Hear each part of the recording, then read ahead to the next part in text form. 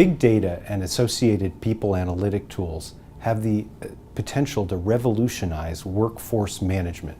Employers are already using these tools in areas like performance management, promotion decisions, and compensation decisions, and finally, most prominently, in hiring and sourcing decisions. Employers need to be, and in particular HR departments and legal departments, need to be cognizant of some of the risks and pitfalls. I'd like to talk about 3 today. First, there's the issue of transparency. In an effort to protect their intellectual property, a number of the vendors and consultants in this area will only share an overview of their algorithms and associated data elements. And while their need for secrecy is understandable, it does create a challenge for the employer.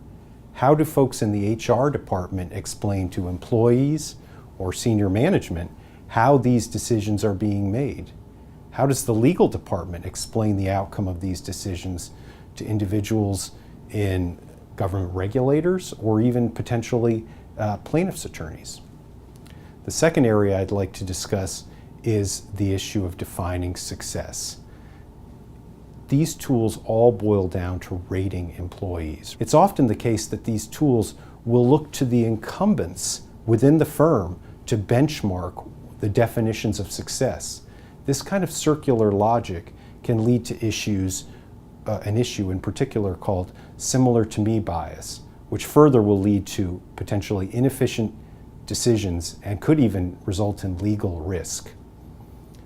The third issue I'd like to discuss is disparate impact and disparate treatment. There has been much talk about how these automated decision-making tools could limit or reduce those risks because they remove subjectivity from the decision-making process.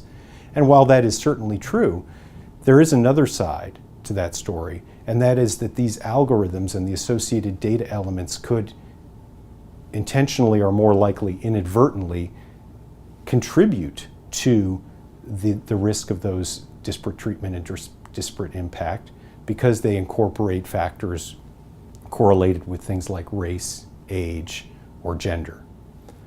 So how does an employer manage this risk? What can they do to mitigate this risk? Well, first, they need to ask lots of questions of any vendor or service provider in this area. What kind of data elements does your algorithm rely on? Are those data elements complete and reasonably accurate? Has your algorithm been validated in any way? Is there an associated report I can review? How does your algorithm define success?